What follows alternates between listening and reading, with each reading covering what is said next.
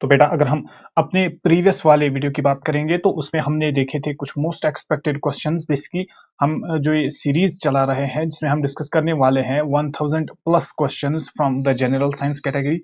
तो प्रीवियस वाला सेशन अगर हम पर्टिकुलरली देखेंगे तो उसमें हमने कुछ क्वेश्चंस को डिस्कस किया था और उनको अंडरस्टैंड करने की कोशिश की थी। उसी सीरीज को आगे बढ़ाते हुए हम आए हैं आपके साथ एक नया सेशन लेके। सेकंड सेशन ये होगा हमारा जिसमें हम और क्वेश्चंस को डिस्कस करेंगे और उसी सीरीज को हम प्रोसीड करने वाले हैं। तो बेटा ध्यान रखिएगा, हम स्टार्ट करने जा रहे हैं आज का video with the first question on the screen. पहला क्वेश्चन जो है वो बोल रहा है which one of the following is a biodiesel plant. इनमें से कौन सा प्लांट क्या है, बायोडीजल प्लांट है। बेसिकली बेटा यहाँ पर बायोडीजल प्लांट की बात हो रही है। तो बायोडीजल प्लांट की मैंने आपको प्रीवियस वाले सेशन में भी कुछ एग्जाम्पल्स दिए थे। तो यहाँ पर भी मैं एक नाम लिखूंगा जिसको हम नाम बोलते हैं जैट्रोफा क्यूरकस। जैट्रोफा क्यूरकस एक ऐसा प्लांट है बेटा जिससे हम बायोडीजल क्या करते हैं, ऑब्टेन करते हैं। इस प्लांट के बारे में एक और बात याद रखिएगा, जो ऑयल हम इस प्लांट से ऑब्टेन करते हैं उसको हम यूज करते हैं विदाउट रिफाइनिंग। विदाउट रिफाइनिंग हम उस ऑयल को यूज कर सकते हैं एज ए डीजल। तो यहां पर हमारा आंसर हो जाएगा बेटा ऑप्शन नंबर सी, जो कि है जैट्रोफा क्यूरकस इसका एक नाम है। Is that clear. इसके सारे एग्जाम्पल्स मैंने आपको प्रीवियस वाले सेशन में भी दिए थे। तो ये इस तरीके से ये क्वेश्चन हमारे लिए एक इजी क्वेश्चन बनता है। नेक्स्ट क्वेश्चन जो है question number 34, basically in what context of alternative sources of energy ethanol as a viable biofuel can be obtained from. अगर हम एथेनॉल की बात करेंगे तो बेसिकली क्वेश्चन बोल रहा है एथेनॉल जो है, एथेनॉल बेसिकली है क्या होता है, ये एक वायबल होता है, वायबल बायोफ्यूल, इसको हम यूज करते हैं। अब क्वेश्चन ये है कि इस एथेनॉल को हम ऑब्टेन कहां से करते हैं। पोटैटो से करते हैं क्या, हम इसको राइस से ऑब्टेन करते हैं क्या, शुगर केन से करते हैं या वीट से करते हैं। बेटा यहाँ पर याद रखिएगा जो इथेनॉल होता है, एथेनॉल की अगर हम बात करेंगे तो it is obtained from sugarcane. Sugarcane से हम इसको क्या करते हैं, ऑब्टेन करते हैं। कैसे हम इसको ऑब्टेन करते हैं, बाय फर्मेंटेशन। यहाँ पर हम एक प्रोसेस करते हैं जिसको हम बोलते हैं फर्मेंटेशन। जो फर्मेंटेशन हम करते हैं शुगर केन जूस का एंड प्लस जो भी मोलेसिस होते हैं उनका हम क्या करते हैं, फर्मेंटेशन करते हैं।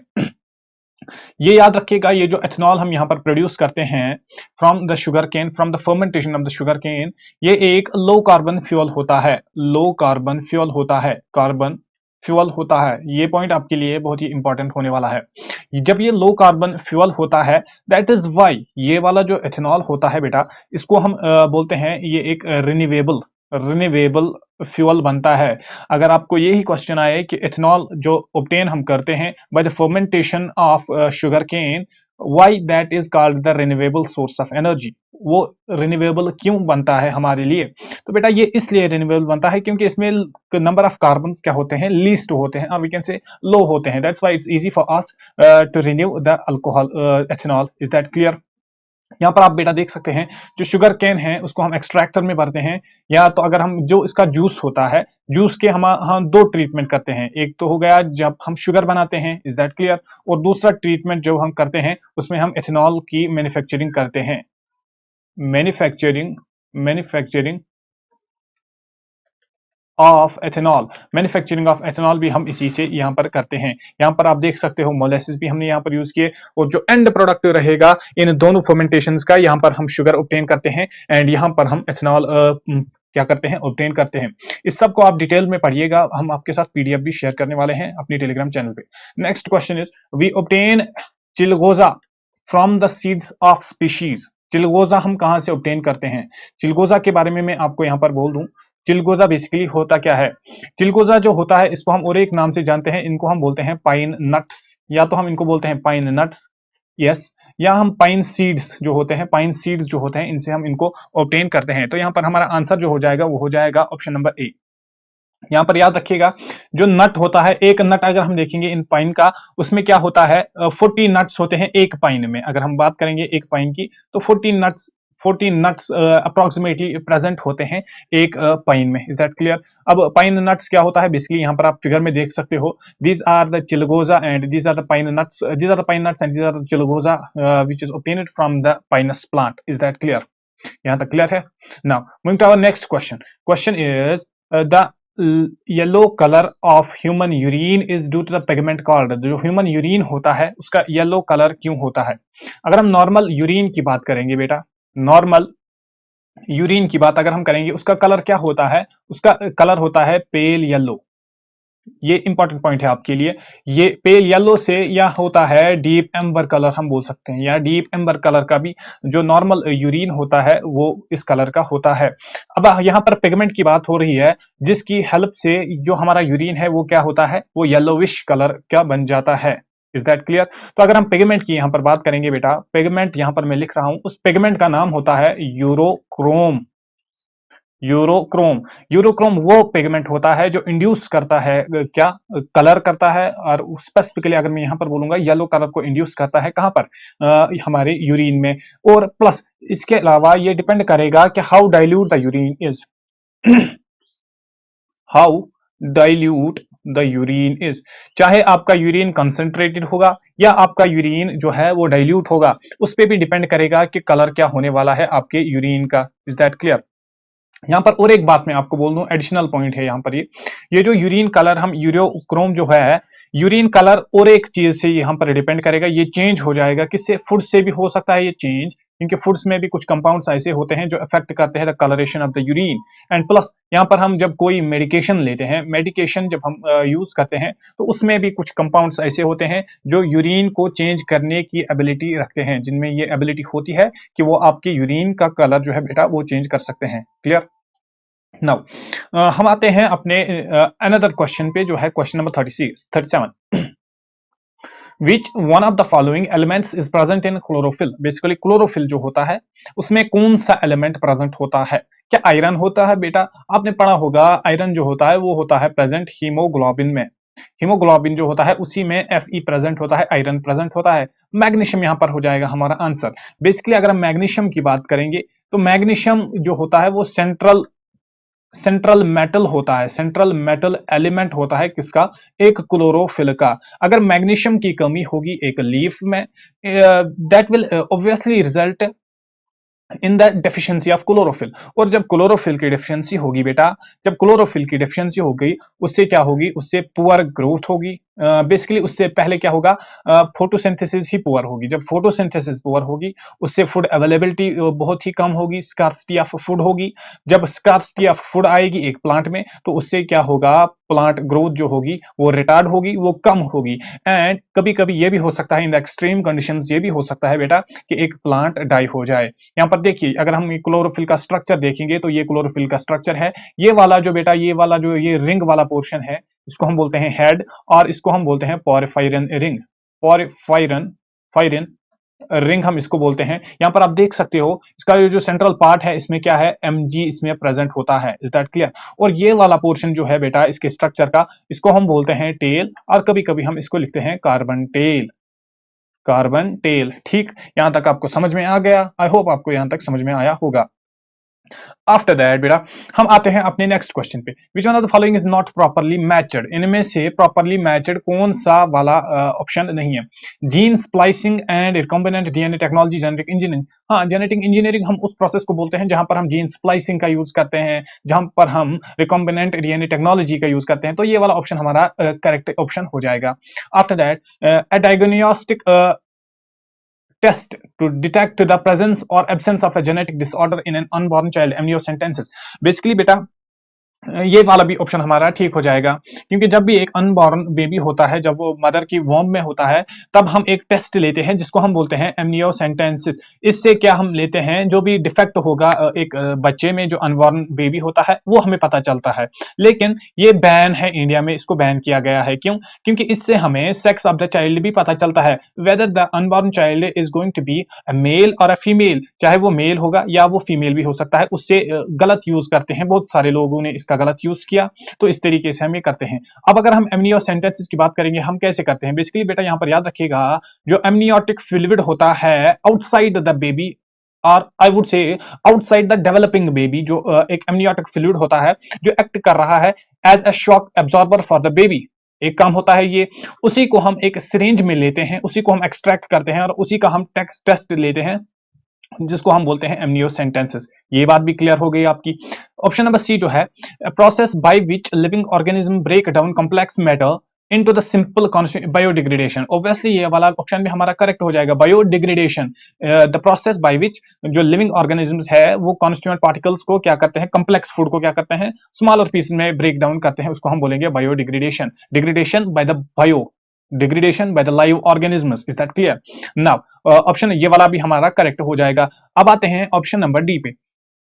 ऑप्शन नंबर डी वो क्या बोल रहा है बेटा, an inbuilt time keeping the system in all the organic biomass. क्या इसको बायोमास बोलते हैं? नो। बायोमास क्या होता है बेसिकली, ये एक ऑर्गेनिक मैटर होता है, organic matter present in an organism.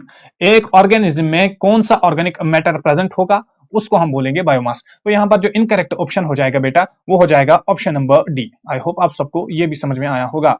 अब चलते हैं हम अपने नेक्स्ट क्वेश्चन पे। Question number 39, what is the role of antioxidants in the human system. जो ह्यूमन सिस्टम होता है, इंटरनल सिस्टम मोर स्पेसिफिकली मैं यहां पर बोलूंगा, उसमें एंटीऑक्सीडेंट्स का क्या रोल रहता है? They promote vitamin synthesis? No. They prevent excess oxidation of the carbohydrates, proteins and fats? No. They protect cells against the effect of free radicals? ये वाला आंसर जो है यहाँ पर हमारा करेक्ट आंसर बन जाएगा। बेसिकली जो एंटीऑक्सीडेंट्स होते हैं, ऑक्सीडेंट्स होते हैं, जो ह्यूमन बॉडी में एंटीऑक्सीडेंट्स होते हैं, ये क्या करते हैं, ये न्यूट्रलाइज करते हैं, ये न्यूट्रलाइज करते हैं बेटा किसको, जो फ्री रेडिकल्स होते हैं, जो फ्री रेडिकल्स होते हैं। अब फ्री रेडिकल्स क्या होते हैं, ये कुछ ऐसे पार्टिकल्स होते हैं, ये ऐसे रेडिकल्स होते हैं जिनमें एबिलिटी होती है कैंसर काजिंग की, ये कैंसर भी कर सकते हैं एंड इसके अलावा ये बहुत सारी डिजीज भी कर सकते हैं। तो इनको न्यूट्रलाइज करने के लिए एंटीऑक्सीडेंट्स आते हैं।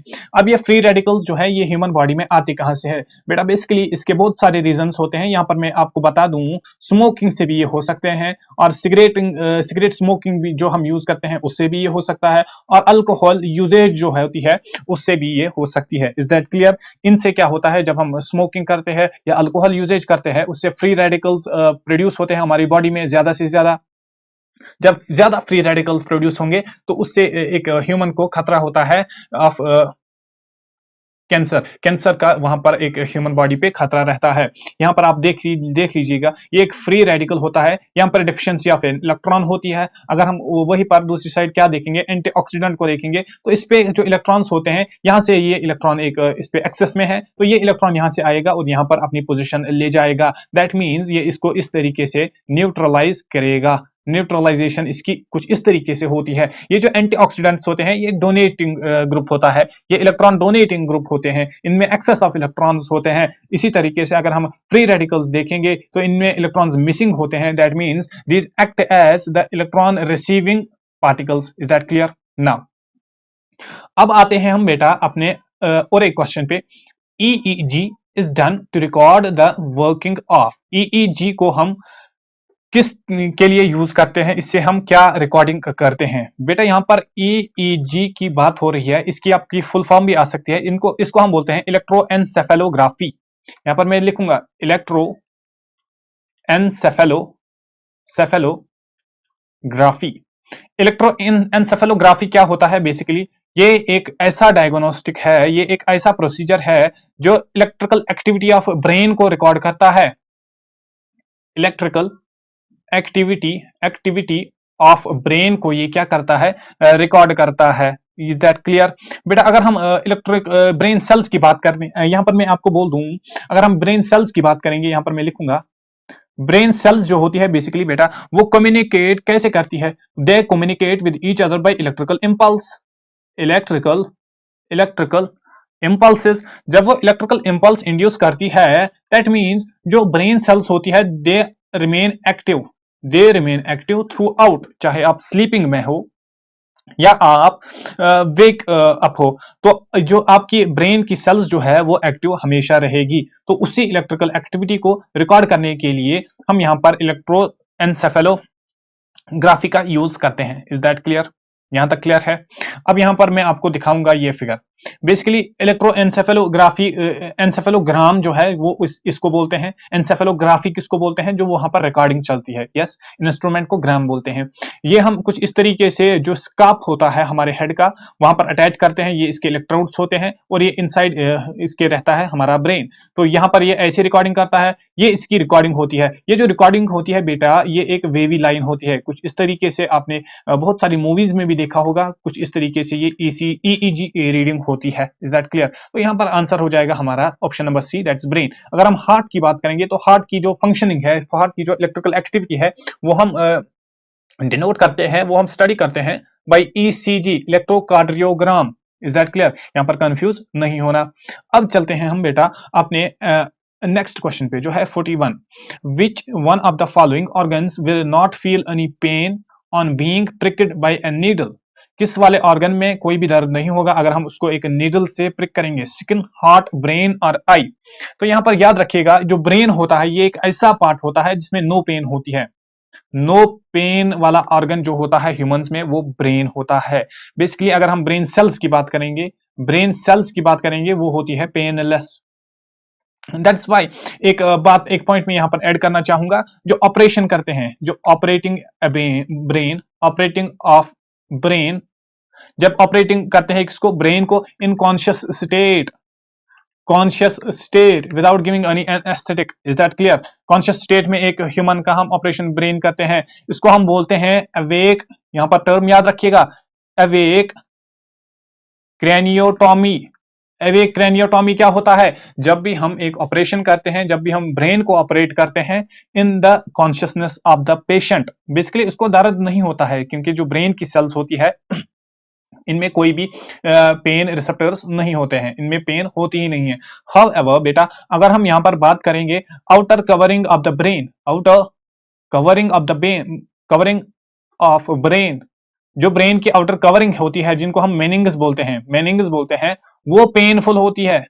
अगर उनको हम प्रिक करेंगे तो वो पेनफुल होती है, लेकिन जो कोर ऑफ द ब्रेन होता है वो पेनलेस होता है। यहां पर आप देख सकते हो, अगर ये हमारा ब्रेन है तो इसकी जो कवरिंग्स होती है उनको हम बोलते हैं मेनिंग्स। इसमें आता है ड्यूरा मैटर, आता है एर्किनॉइड, आता है एंड पाया मैटर आता है। तो ये वाली जो होती है, इनमें बेसिकली ये यहाँ पर आप देख सकते हो ब्लड वेसल्स भी होती है। तो ये वाला जो होता है ये पेनफुल एरिया होता है, ये वाला एरिया जो होता है पेनफुल एरिया होता है। और अगर हम इसकी बात करेंगे, ये ब्रेन की बात करेंगे, तो ये पेनलेस होंगी, पेनलेस सेल्स होंगी। यहाँ पर जब पेनलेस सेल्स होंगी बेटा, तो यहाँ पर कोई भी दर्द हमें फील नहीं होता है। अब चलते हैं हम अपने दूसरे क्वेश्चन पे, question number 42। Diseases of inner parts of the human body are diagnosed through. जो inner parts of the body होती है, जो अंदरूनी डिजीजेस होती है, उनको हम कैसे डायग्नोज करते हैं? Cardiograph? No, this is used for only heart. ग्रेस्कोप, क्रेस्टोग्राफ और एंडोस्कोप। बेटा यहाँ पर याद रखिएगा, जो एंडोस्कोप होता है, यहाँ पर एंडोस्कोप हमारा करेक्ट आंसर बन जाएगा। एंडोस्कोप में क्या करते हैं? हम एक्सरेज लेते हैं, और I would say series of x-rays लेते हैं एट डिफरेंट एंगल्स। बहुत सारे एंगल्स पे हम बहुत सारी एक्सरेज लेते हैं for the of the internal organs of the patient. उससे क्या होता है बेटा? उससे जो है वो क्रॉस सेक्शनल इमेजिंग फॉर्म होती है। Is that clear? तो वो हम यहाँ पर यूज करते हैं एंडोस्कोपी में। Is that clear?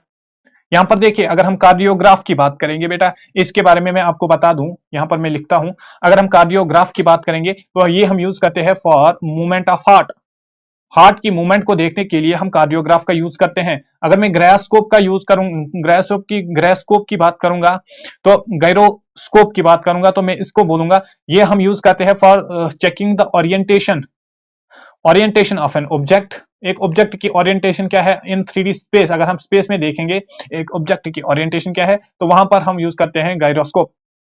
इसी तरीके से अगर मैं क्रेस्टोग्राफ की बात करूंगा, क्रेस्टोग्राफ, तो ये किसके लिए हम यूज करते हैं? ये आपने बॉटनी में पढ़ा होगा। This is used for the measurement of plant growth. Plant growth को मेजर करने का जो इंस्ट्रूमेंट होता है उसको हम बोलते हैं क्रेस्टोग्राफ। Is that clear? यहां तक आपको समझ में आया होगा, आई श्योरली बिलीव दैट। अब चलते हैं हम अपने अनदर क्वेश्चन पे, जो है हमारा question number 43। When doctor tells a person that he or she has been affected with tetraplegia, it means that he or she is suffering from the paralysis of। Basically tetraplegia की बात हो रही है, यहां पर मैं लिख रहा हूं tetraplegia की बात हो रही है। tetraplegia क्या होता है? tetraplegia की आप यहां पर बात याद रखिएगा। इसके लिए हम और एक टर्म यूज करते हैं कभी कभी, जिसको हम बोलते हैं quadriplegia। क्वाड्रिप्लेजिया। अब ये होता क्या है बेसिकली, यहां पर अंडरस्टैंड कीजिए। ये बेसिकली इनएबिलिटी होती है, यहां पर पैरालिसिस होती है, और वी कैन से इनएबिलिटी होती है to move, inability to move, that means paralysis होती है। किसकी पैरालिसिस होती है, किसकी इनएबिलिटी होती है to move, for both upper and lower parts of the body. जो भी अपर पार्ट्स है या लोअर पार्ट्स है, उनको मूव कराने की इनएबिलिटी जो क्रिएट होती है, जब वो पैरालाइज होते हैं, जब उनकी पैरालिसिस होती है, तो बेटा उसको हम बोलते हैं टेट्राप्लेजिया, और हम ऑफनली यूज वर्ड करते हैं क्या, क्वाड्रिप्लेजिया। तो राइट हैंड ओनली, नो, ये हमारा नहीं हो जाएगा। Left hand only, no. His both legs only, no. Both hands and legs, basically hands जो है वो अपर पार्ट में आते हैं, एंड लेग्स जो है वो बेटा किस में आते हैं, लोअर पार्ट में आते हैं। तो यहां पर आंसर हो जाएगा ऑप्शन नंबर डी। क्लियर। यहां पर आप याद रखिएगा, यहां पर मैं आपको बोल दूं इसके बारे में, याद रखिएगा जो टेट्राप्लेजिया होता है, टेट्राप्लेजिया होता है और क्वाड्रिप्लेजिया होता है, this is usually seen in, usually ये फिंगर्स में होता है, या तो ये फिंगर्स में होगा, या तो ये हैंड्स में होगा, या तो ये आर्म्स में होगा, या तो ये चेस्ट में भी होता है, या तो ये लेग्स में भी होता है। तो किसी भी पार्ट में ये हो सकता है। Is that clear? Now after that हम आते हैं अपने नेक्स्ट क्वेश्चन पे, जो है question number 44। In the living beings, nutrition, respiration and synthesis are the three major aspects of.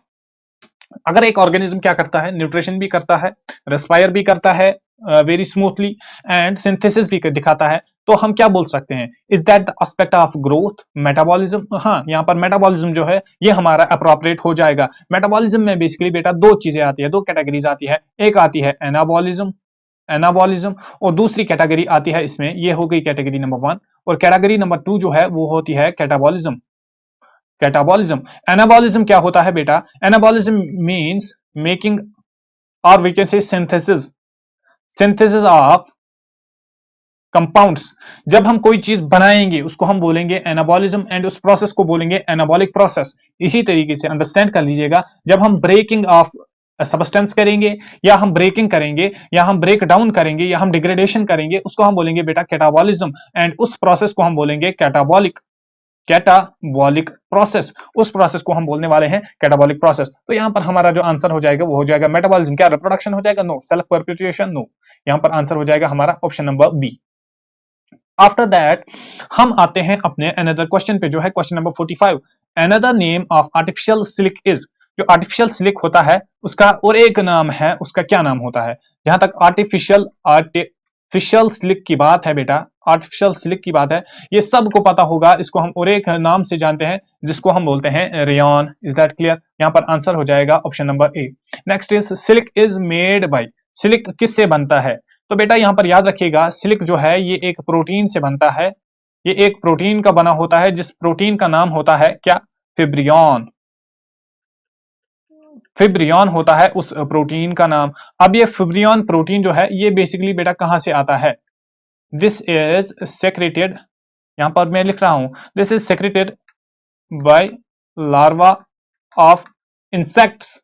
जो इंसेक्ट्स होते हैं उनका जो लार्वा होता है वो ये सेक्रेट करता है फॉर द फॉर्मेशन ऑफ, उससे क्या होती है? फॉर्मेशन ऑफ कोकून, जो कोकून बनता है, and which in turn results in the formation of silk. तो यहां पर एक्चुअली आंसर हो जाएगा फेब्रियन। फेब्रिन खुद फेब्रियन से निकला हुआ है। Next question is question number 47। Which one of the following plant fibre is obtained from the stem. इनमें से कौन सा प्लांट फाइबर ऐसा है जिसको हम स्टेम से ऑब्टेन करते हैं? यहां पर याद रखिएगा, अगर हम स्टेम की बात करेंगे, स्टेम से हम बहुत सारे प्लांट फाइबर्स को ऑब्टेन करते हैं। लाइक यहां पर याद रखिएगा, फ्लैक्स को भी हम वहां से यूज ऑब्टेन करते हैं। अगर हम जूट की बात करेंगे, जूट को भी हम वहां से ऑब्टेन करते हैं। अगर हम सन हेम्प की बात करेंगे बेटा, सन हेम्प को भी हम वहां से ऑब्टेन करते हैं। तो यहां पर हमारा आंसर जो हो जाएगा वो हो जाएगा option number C, that is sun hemp. Next question is question number 48। Which organism among these breeds from chicken. इनमें से चिकन से कौन सा ऑर्गेनिज्म ब्रीड करता है? क्या फिश करती है? फिश के पास गिल्स होते हैं, तो ये हमारा आंसर नहीं हो जाएगा। क्या पिजन करता है या फिर कॉकरोच करता है? इन दोनों की बात करेंगे, अगर हम कॉकरोच की बात करेंगे तो इसमें बेसिकली होता है ट्रैकिया। यस। और अगर हम इसकी बात करेंगे, पिजन की बात करेंगे, तो ये एक बर्ड होता है। जब ये बर्ड होता है तो बेसिकली बेटा बर्ड में कहां से रेस्पिरेशन ये होती है? अगर हम इसकी बात करेंगे, ब्रीदिंग की बात करेंगे, तो एक बर्ड में ब्रीदिंग कहां से होती है? इसमें बेसिकली लंग्स प्रेजेंट होते हैं। Is that clear? यहां तक क्लियर है। तो यहां पर बचा हमारे पास फ्रॉग। फ्रॉग जो है, फ्रॉग यूज करती है, uses it's moist skin, it's moist skin, अपनी जो मॉइस्ट स्किन है इसको यूज करती है कौन? Frog. For what? For respiration, for respiration. और इस पर्टिकुलर टाइप ऑफ रेस्पिरेशन को हम बोलते हैं, क्या बोलते हैं? इस पर्टिकुलर टाइप ऑफ रेस्पिरेशन को हम बोलते हैं क्यूटेनियस, क्यूटेनियस रेस्पिरेशन। इसके अलावा भी बहुत सारे जो है इंसेक्ट्स है बेटा, वो क्यूटेनियस रेस्पिरेशन दिखाते हैं। फॉर एग्जांपल यहाँ पर अर्थ वर्म दिखाती है, अर्थ वर्म जो है वो भी क्यूटेनियस रेस्पिरेशन दिखाती है। Is that clear? यहां पर आप देख सकते हो जो रेस्पिरेशन होती है एक फ्रॉग में, अगर हम टैडपूल की बात करेंगे, दैट मींस जो स्मॉल फ्रॉग होती है वो गिल्स का यूज करती है फॉर रेस्पिरेशन। अगर हम एडल्ट फ्रॉग की बात करेंगे तो उसमें गिल्स जो है वो डिसअपियर होते हैं, वो गिल्स प्रेजेंट नहीं होते हैं, एंड वो दूसरे किसी चीज से क्या करते हैं? रेस्पिरेशन करते हैं, लाइक स्किन से भी करती है, लंग्स से भी करती है, and lining of the mouth जो है उससे भी वो क्या करती है? रेस्पिरेशन दिखाती है। This point is going to be very very important for you all. After that हम आते हैं नेक्स्ट क्वेश्चन पे, that is 49। Frogs are cold blooded animals. Frogs जो है बेटा ये कोल्ड ब्लडेड एनिमल्स है। क्या ये ट्रू है, फॉल्स है? बेसिकली ये ट्रू है। जब कोल्ड ब्लडेड एनिमल्स की बात हो रही है तो उसमें हमारे पास आते हैं फ्रॉग्स भी आते हैं, प्लस जो भी एम्फीबियंस आते हैं, एम्फीबियंस आते हैं, एम्फीबियंस भी हमारे पास किस में आते हैं? इसी कैटेगरी में आते हैं, कोल्ड ब्लडेड एनिमल्स वाली कैटेगरी में आते हैं। अब कोल्ड ब्लडेड एनिमल्स मतलब क्या होता है? they have the ability to change their body temperature, to change their body temperature, their body temperature with respect to outer change। जब बाहर से एनवायरनमेंट में टेम्परेचर की चेंज आएगी तो उनके पास ये एबिलिटी होती है कि वो अपनी बॉडी का टेम्परेचर भी चेंज करेंगे, तो उनको हम बोलते हैं क्या? उनको हम बोलते हैं कोल्ड ब्लडेड एनिमल्स। अब आते हैं क्वेश्चन नंबर 50 पे। During the Metamorphosis of the frog, जब मेटामॉर्फोसिस होती है एक फ्रॉग की, तब क्या होता है? बेसिकली यहां पर मैं आपको अंडरस्टैंड करवाऊंगा मेटामॉर्फोसिस क्या होता है। मेटामॉर्फोसिस को अगर हम in the simple words define करेंगे तो मेटामॉर्फोसिस होती है बेसिकली बेटा change in the shape of the organism, change in shape of organism. एक ऑर्गेनिज्म की शेप में कितनी चेंजेस आएंगी through out it's life, through out his life, उसको हम बोलेंगे बेटा क्या? उसको हम बोलेंगे Metamorphosis of that particular organism. वो उस पर्टिकुलर ऑर्गेनिज्म की क्या है? मेटामॉर्फोसिस है। अगर हम यहाँ पर फ्रॉग की बात करेंगे बेटा तो उसमें जब मेटामॉर्फोसिस होती है तो उसमें क्या होती है? क्या हाइंड लेग्स जो है वो डिसअपियर होती है? No. Injection of the food is slowed down? No. Skin becomes rough? हाँ। जब उसकी मेटामॉर्फोसिस होती है बेटा, जब वो स्मॉलर टैडपूल से किस में कन्वर्ट होता है? एक बिगर फ्रॉग में, एडल्ट फ्रॉग में कन्वर्ट होता है, तो उसकी जो स्किन होती है वो ज्यादा टफ होती है, जिससे उसको मोर प्रोटेक्शन मिलती है। आप यहां पर भी देख सकते हैं पहले क्या होता है, अगर हम लाइफ साइकिल देखेंगे एक फ्रॉग का, जो मेटामॉर्फोसिस प्रोसेस है बेसिकली, यहां पर एक एग होता है, एग को जब थोड़ी सी डेवलपमेंट आती है तो वो एम्ब्रियो बनता है, एम्ब्रियो को और एक डेवलपमेंट आई तो वो टैडपूल बन गया, टैडपूल से इसके पास डेवलपमेंट आ गई तो टैडपूल बन गया, लेकिन इसके पास 2 लेग्स है। यहां पर याद रखिएगा ये जो 2 लेग्स पहले बनती है, these are the hind legs, hind limbs होती है ये जो पीछे बैक लिम्ब्स हो, बैक लेग्स में यहां पर बोलूंगा वो होती है। आफ्टर दैट इसमें डेवलपमेंट आती है तो 4 लेग्स वाला ये बनता है यंग ऑफ द फ्रॉग। तो ये वाला जो 4 लेग्स वाला होता है इसमें बाद में पहले डेवलप होती है हाइंड वाली लेग्स और उसके बाद होती है 4 लेग्स, या मैं उनको बोलूंगा फ्रंट वाली जो है लेग्स होती है वो बाद में डेवलप होती है। जब इसमें फिर से थोड़ी सी मॉडिफिकेशन आती है तो यहां पर बनता है एक अडल्ट फ्रॉग। इसमें जो स्किन होता है बेटा वो वेरी वेरी टफ होता है, जो इसका जो स्किन होगा वो अच्छा सा टफ होगा, जिससे इसको क्या मिलेगी? और एक थोड़ी सी ज्यादा प्रोटेक्शन इसको मिलेगी। Is that clear? नाउ अब चलते हैं हम अपने 51th क्वेश्चन पे। क्वेश्चन बोल रहा है which one of the following creatures have no blood but respires. इनमें से किस क्रिएचर के पास ब्लड नहीं होता है बट स्टिल वो रेस्पिरेशन दिखाता है? अगर हम कॉकरोच की बात करेंगे इसमें ब्लड होता है, फिश में भी ब्लड होता है, अर्थवर्म में भी ब्लड होता है। तो इस तरीके से आप इसको इजीली एलिमिनेट कर सकते हो। यहाँ पर बचा हाइड्रा। हाइड्रा एक ऐसा ऑर्गेनिज्म है, यहाँ पर मैं लिख दूं, हाइड्रा एक ऐसा ऑर्गेनिज्म है, इसके पास ब्लड तो नहीं होता है, with no blood, but still ये रेस्पिरेशन दिखाता है। अब ये रेस्पिरेशन कैसे दिखाता है? रेस्पिरेशन कैसे दिखाता है? By a simple diffusion. इस वाले कंसेप्ट पे भी फ्रेम हो सकता है नेक्स्ट अपकमिंग एग्जाम्स में कोई भी क्वेश्चन। जो हाइड्रा है वो किस तरीके से ब्रीदिंग दिखाता है, रेस्पिरेशन दिखाता है bye simple diffusion. Is that clear? यहाँ पर देख सकते हो आप, अगर ये हाइड्रा है हमारे पास, ये इसके पास टेंटिकल एक है, ये दूसरा टेंटिकल है, ये आप देख सकते हो गैस्ट्रोवेस्कुलर कैविटी, ये है मीजोगेलिया इसका, ये है गैस्ट्रोडर्मिस इसका, और वी कैन से जो एंडोडर्म से जो बनता है बेसिकली, और ये है इसका एक्टोडर्म। जो एक्टोडर्म है that is responsible for exchange of carbon dioxide and oxygen in between the organism and the outer environment. Carbon dioxide को यहां से बाहर निकलता है एंड ऑक्सीजन यहां से अंदर आता है। Is that clear? Now moving to our next question, that is question number 52. The presence of parasites within the parasite is the phenomena known as। parasite within the parasite जब present होगा उस phenomena को हम क्या बोलते हैं? क्या उसको हम commensalism बोलते हैं? बेटा बेसिकली आपने commensalism पढ़ा है, मैंने भी प्रीवियस सेशन में आपको पढ़ाया है एक बार। जो commensalism होता है ये एक इंटरेक्शन होती है, ये एक इंटरेक्शन होती है बिटवीन टू ऑर्गेनिज्म, जिसमें क्या होता है, एक को क्या होता है, एक को बेनिफिट होता है, प्लस आता है एक का, और जो सेकंड वाला होता है, सेकंड ऑर्गेनिज्म आता है, उसको ना ही हार्म होता है और ना ही उसको क्या होती है, ना ही उसको कोई बेनिफिट होता है, वो न्यूट्रल रहता है। तो कमेंसलिज्म तो नहीं होगा। एंडोपैरासाइटिज्म मींस जब एक पैरासाइट किसी अपने होस्ट के अंदर रहेगा, उसको हम बोलेंगे एंडोपैरासाइट। फॉर एग्जांपल फ्लैरिस की बात करेंगे, या जो भी हमारे पास निमेटोड्स होते हैं जो ह्यूमन इंटेस्टाइन में रहते हैं या ह्यूमन बॉडी के इनसाइड रहते हैं, उनको हम बोलते हैं endoparasite. After that next option is ectoparasite. क्या एक्टोपैरासाइट हम उसको बोलते हैं? नो, एक्टोपैरासाइट हम उस पैरासाइट को बोलते हैं बेटा जो पैरासाइट होस्ट की बॉडी के बाहर रहेगा लेकिन अटैच रहेगा उससे। फॉर एग्जांपल हम देखते हैं लीच, लीच जो रहती है ह्यूमन स्कार्प पे रहती है, तो उसको हम बोलेंगे एक्टोपैरासाइट। तो यहां पर बचा एक ही ऑप्शन जो है हाइपर पैरासाइटिज्म। हाइपर पैरासाइटिज्म बेटा एक ऐसा फिनोमिना है, एक ऐसा फिनोमिना है जहां पर हम देखते हैं presence of A parasite with in A parasite, एक पैरासाइट के अंदर ही एक पैरासाइट है। फॉर एग्जांपल ये एक ऑर्गेनिज्म है बेटा, इस ऑर्गेनिज्म पे जो पैरासाइट होगा उसको हम बोलेंगे प्राइमरी पैरासाइट, लेकिन अगर इस प्राइमरी पैरासाइट पे भी कोई पैरासाइट होगा जिसको हम बोलेंगे सेकेंडरी पैरासाइट, तो इस वाली फिनोमिना, तो इस वाली कंडीशन को हम बोलेंगे hyper parasitism. Is that clear? I hope बेटा आपको ये भी समझ में आया होगा। Next question is question number 53।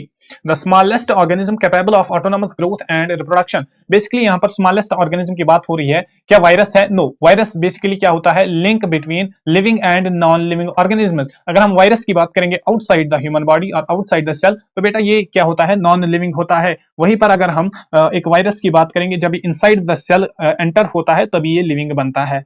Is that clear? तो ये हमारा आंसर नहीं हो जाएगा। बैक्टीरिया ये तो चांस ही नहीं है, बैक्टीरियोफेज इसका भी कोई चांस नहीं बनता। यहाँ पर हमारा आंसर बन जाएगा माइकोप्लाज्मा। माइकोप्लाज्मा एक ऐसा ऑर्गेनिज्म है, और we can say single cell जो क्या है, जो लिविंग है, सिंगल लिविंग सेल जो है उसका नाम है माइकोप्लाज्मा। सबसे ज्यादा छोटी है ये। अगर हम लार्जेस्ट यूनिसेलुलर की बात करेंगे, लार्जेस्ट सेल क्या है, एग ऑफ एन ऑस्ट्रिच, वो भी आप यहां पर याद रखिएगा। इसके बाद आते हैं हम नेक्स्ट क्वेश्चन पे, दैट इज बेटा क्वेश्चन नंबर 54। क्वेश्चन नंबर 54 क्या बोल रहा है, bull semen for the purpose of artificial insemination is stored in. जो बुल का जो सेमन होता है जिससे हम आर्टिफिशियल इंसेमिनेशन इन फ्यूचर करते हैं, not at the same time, तो उसको हम कहां पर स्टोर रखते हैं? वो बेसिकली कैपेबल कैसे रहता है, वायबल कैसे रहता है to produce the new generation, उसको हम स्टोर बेसिकली कहां पर करते हैं? Is that clear? क्या आइस में करते हैं? No, liquid oxygen. बेसिकली बेटा उसको हम लिक्विड नाइट्रोजन में करते हैं। यहां पर याद रखिएगा लिक्विड नाइट्रोजन में उसको हम क्या करते हैं, स्टोर करते हैं। और प्लस में अगर यहां पर टेम्परेचर भी पूछा जाए तो टेम्परेचर -196 डिग्री सेंटीग्रेड हम वहां पर रखते हैं, तो वहां पर हम उसको प्रिजर्व करते हैं ताकि वो हम यूटिलाइज कर सकते हैं इन द फ्यूचर वाले पर्पज में। Is that clear? After that बेटा हमारे पास आता है next question, that is question number 55। Which one of the following is high milk yielding variety of the cow. इनमें से कौन सी वैरायटी ऐसी है जो ज्यादा दूध देती है, जो ज्यादा मिल्क यील्डिंग होती है? डॉर्सेट, सहीवाल, हॉल्स्टन और रेड सिंधी। तो यहाँ पर बेटा हॉल्स्टन एक ऐसी वैरायटी है काउस में जो ज्यादा दूध देती है, जो हाई मिल्क यील्डिंग होती है। आफ्टर दैट द राष्ट्रीय Gokul mission announced by the union government aims at. जो राष्ट्रीय गोकुल मिशन है इसका एम क्या है? बेसिकली इसका जो ये जो मिशन है ये हमने लॉन्च क्यों किया?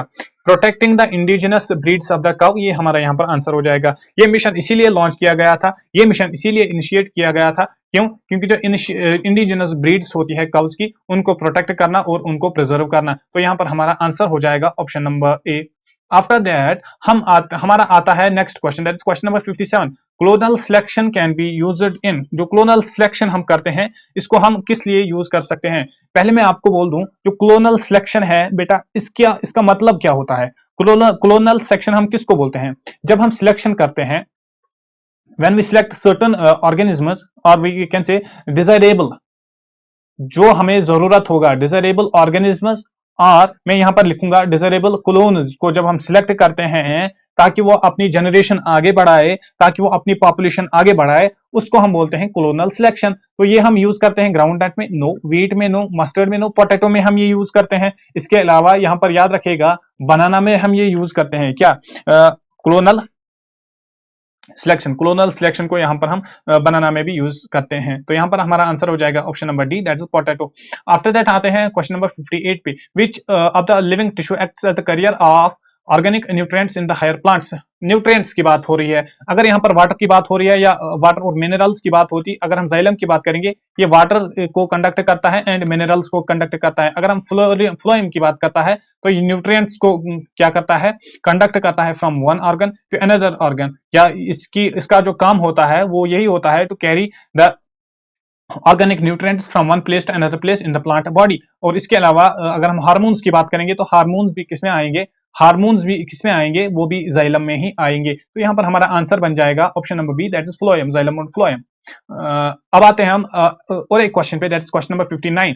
Among the colours mentioned below the eye is most sensitive to the colours between. जो आई है ये किस कलर्स के तरफ ज्यादा सेंसिटिव होती है, yellow and green is going to be the answer. Basically जो सेंट्रल पार्ट होता है, जो सेंट्रल पॉइंट होता है एक आई का, वही क्या होता है, वही सेंसिटिव होता है, वही ज्यादा सेंसिटिव होता है किसको, येलो कलर से, एंड वो ग्रीन कलर से सेंसिटिव ज्यादा होता है। लेकिन फिर भी हम देखते हैं कि ट्रैफिक लाइट्स पे जो होती है वो रेड होती है, क्यों, क्योंकि जो रेड है बेटा, रेड क्या है, रेड स्कैटर ज्यादा होता है, जब वो स्कैटर ज्यादा होता है तो वो दूर से ही दिखता है। Is that clear? After that, there is ever another question, that is question number 60. Electron beam therapy is a kind of radiation therapy in the treatment of electron beam therapy की बात हो रही है बेटा, तो ये हम यूज करते हैं फॉर लिम्फोमा। लिम्फोमा की बात हो रही है यहाँ पर। लिम्फोमा को हम बोलते हैं, यहाँ पर हम लिख सकते हैं cutaneous lymphoma. Cutaneous lymphoma, cutaneous lymphoma क्या है, basically it's a type of cancer, type of cancer. और यहां पर आप बोल सकते हैं अंडर डेवलप्ड ट्यूमर, जो ट्यूमर होता है उसी का एक टाइप होता है। Enlarged prostate gland, no, gall bladder stone, certain type of cancer. Answer हो जाएगा यहां पर हमारा option number C. After that बेटा हम आते हैं, आफ्टर दैट बेटा यहां पर हमारा आज का सेशन ओवर हो चुका है। तो आई होप आप सबको वीडियो पसंद आई होगी, और अगर आपको वीडियो पसंद आई तो वीडियो को लाइक करें और चैनल को सब्सक्राइब करें। हम मिलते हैं अपने नेक्स्ट अमेजिंग सेशन में, तब तक के लिए ओके बाय।